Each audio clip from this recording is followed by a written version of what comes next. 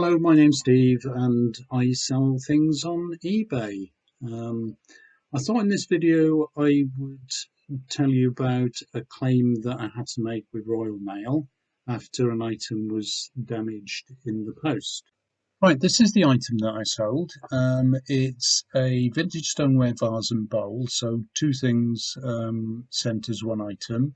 It says here that I sold it for £14.99, but actually I accepted an offer of £10 plus postage and packaging on this one.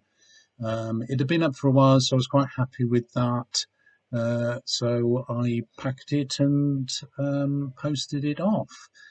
And about a week later, I got this message in my inbox from the buyer. Hi, I'm really sorry, but despite your excellent packaging, one of the ornaments is broken. And here's the photograph of the broken item. So I could hardly argue with that. It's clearly broken, and I felt I had to make a refund to the customer. But obviously, only one of the items is broken. So I sent a message saying, I'm so sorry. I will, of course, give you a refund for the cost of the vase. Would £6 be acceptable? If you have the photo of the packaging, could you send it to me? Was there any sign of damage to the packaging when it arrived? Let me know if the suggested amount is acceptable, and I will do it as soon as I can. I got a message from the buyer saying that's absolutely fine. I can still use the other one. The packaging was absolutely fine, no damage. Wasn't going to open it until I'd finished decorating, but I could hear loose parts, so I thought I'd better check. So I sent a reply saying, that's such a shame. I spent ages wrapping it. I think I will give up on the breakables. I have a few things to do this afternoon, but I will log on to my laptop later and send you some funds. Now, obviously, at this stage, I'm a bit worried about getting negative feedback from the customer, which would have been fair, really. But I had a good vibe with it, really. I got a very good response there from the customer. And again, to this, she sent me a message saying, no worries, I really don't know how you could have wrapped it any better.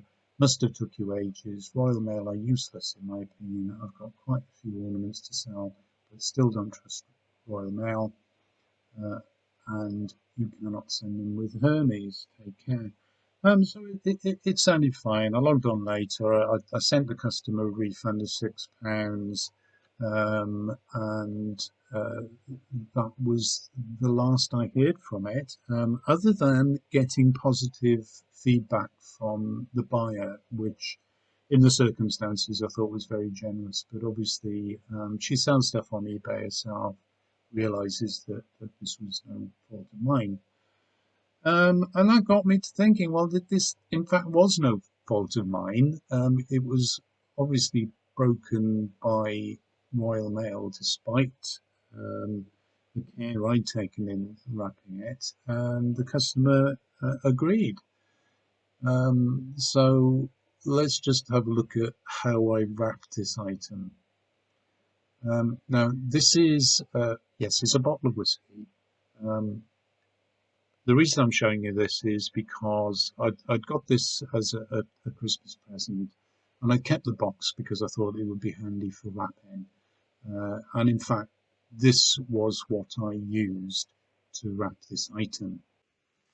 Obviously, when you're sending breakable items, you want to make sure that they're wrapped well so that they don't break.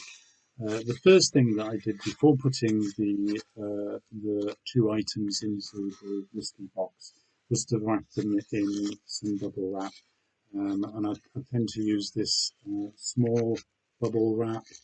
I wrap them completely in and individually in the bubble wrap. I place them inside. I put a bit of packaging at the bottom of the box as well, just to cushion the bottom of the box. So I'd put in a couple of bits of that sort of styrofoam stuff, which I'd broken off some other packaging. Put that down at the bottom, individually wrapped each of the stoneware items and fitted them into the box. And then, having put the lid on the box, and it's quite a sturdy lid on that box, I then wrapped the box in some more bubble wrap, and in this case I used this larger gauge bubble wrap because I felt that gave again quite a bit of protection. So we've got a layer of bubble wrap. We've got the box, the whiskey box, plus then we've got this layer of bubble wrap.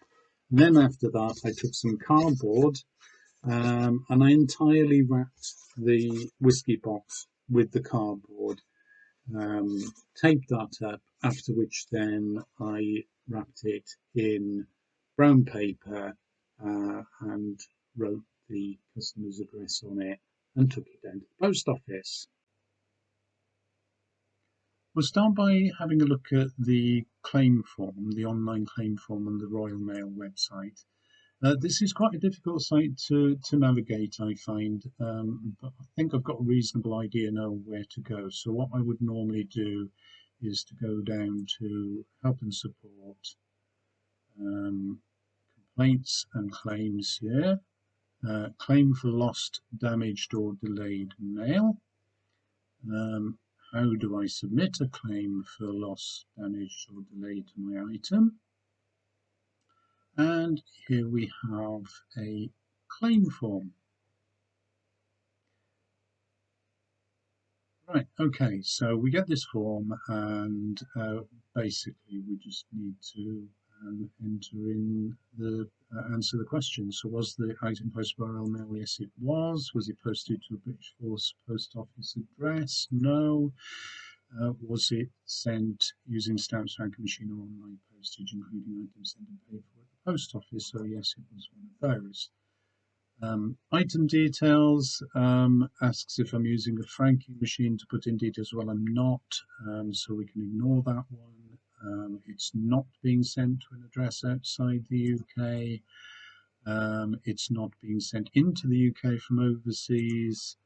And the product that I used was second class. Now, as for a tracking number, but you only need to put that in if you've got one. I sent this by ordinary parcel post, so I did have a tracking reference number to put in there.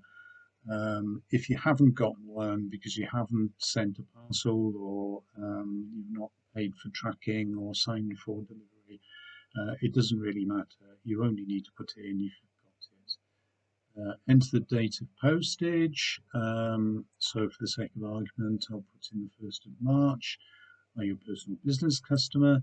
Now I put business, really kind of don't class myself as a business because most of the stuff that I sell is personal stuff anyway. But I guess I have sold it on a business basis really. So I'll tick business. I think you get a better response anyway. I know that if you ring them up, you're much more likely to get through to somebody if you say that you're a business. Are you the sender or recipient? Sender. Is your claim item for damage that is damaged, delayed, or lost? Well, this one is damaged. And just a confirmation of that there. Date of delivery, well, normally you would get that because you will have some idea. I mean, in this case, because I had a tracking number, I did get the date of delivery provided. Proof of postage, yes. Well, I would provide here a photograph of the certificate of postage that I had. So I would upload that from my computer. Was it sold on online marketplace? Yes. So it asks you for a number. Can you provide proof of the item's value? Well, yes, because I sold it on eBay, I can provide a picture again, a screenshot of the item order page, or probably better actually, I think what I did provide was a copy of the page showing the refund that I'd made to the client, because that's what I'm actually claiming for, is the value of the refund. So proof of value, yeah, and then it asks you to upload again a scanned copy or photo of the proof of value, so that was fairly easy to do. Images of the damaged item, well, yes, the customer provided me with that, so that was easy to do. Upload a file again, and to add anything else. Now, I did add What I actually sent them was a photograph of the damaged item plus the parcel before I sent it. And I do take now a photograph of everything that I send out through eBay so that I've got proof that it's been, at least on an external inspection, looks reasonably well packaged and is correctly addressed. So I will do that with everything now. So that was easy to provide. And no, it didn't contain any dangerous goods. Now it asks for details. I'm not going to fill this in. I think this is enough really to give you an idea of how the claim form goes. So let's have a quick look now at how this actual claim proceeded. So I had uploaded these photographs to the Royal Mail website for my claim. So this was a merged photograph really of the broken vase and the parcel that I had wrapped it in.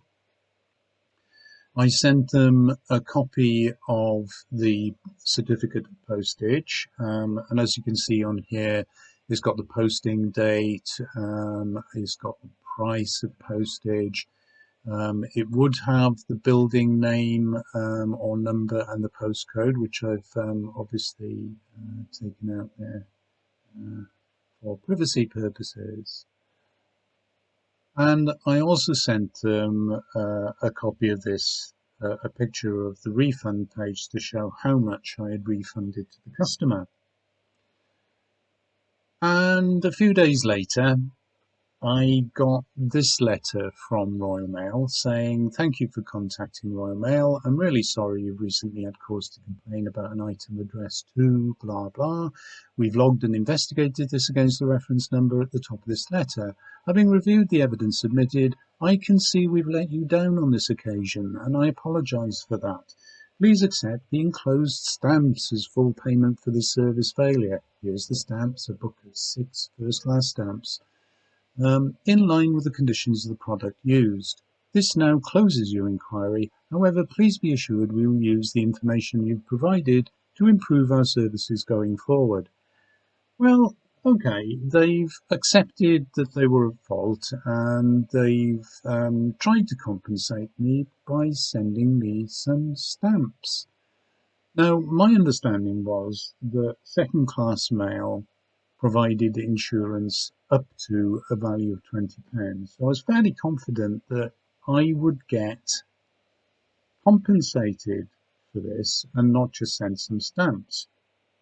So at the bottom of this letter, it does say if you're unhappy with my response, you can contact the escalated customer resolution team. So I did that. I sent them an email. With reference to your letter of the 15th of February, I'm pleased you acknowledged that you let me down on this occasion. However, I feel that your provision of a book of stamps does not compensate me for my loss, as I have no use for them. Most of my business with Royal Mail involves the use of parcel post, which I use my local post office. I have rarely purchased stamps in over 2 decades. Due to damage caused to goods, I made a cash refund of £6 to my customer, and I feel you should do the same. I could further express my disappointment at how my package was dealt with, but my main concern now is that you treat me in the same way that I treat my customer, who I'm sure would not have been impressed had I sent her a book of stamps. Okay, I know it's not a great deal of money, but I'm pretty annoyed at this stage because these stamps are no good to me. An apology really is all well and good, but it's only what it is. But I did get a reply. Thank you for your email regarding the problems with your claim for compensation. I'm very sorry for the obvious concern this issue has caused and that we've not been able to resolve this issue to your satisfaction. I can understand your disappointment and I apologise for any inconvenience which may have been caused. Having reviewed the details of your claim, I felt it warranted further consideration and therefore forwarded a cheque for £6 as compensation for the damaged item. I hope the action taken and the information provided resolves your inquiry, etc. And indeed, I then got a letter saying more or less the same thing, enclosing a cheque for £6 which I subsequently paid into my bank. So not a great deal of money, but obviously it could have been more.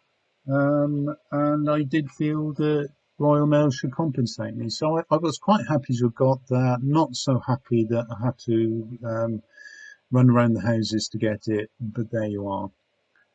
Case closed. So there you have it. Not a huge claim, as I say, but it shows you what the process is. And I think it was fair at the end of the day that Royal Mail should pay this customer rather than me. If you enjoyed this video, please give me a thumbs up. Maybe subscribe to my channel, watch some of my other videos. And make comments below if you've had a similar situation with your post or selling things on eBay, and maybe what you would have done in similar circumstances. So like and subscribe. Thank you very much. Bye.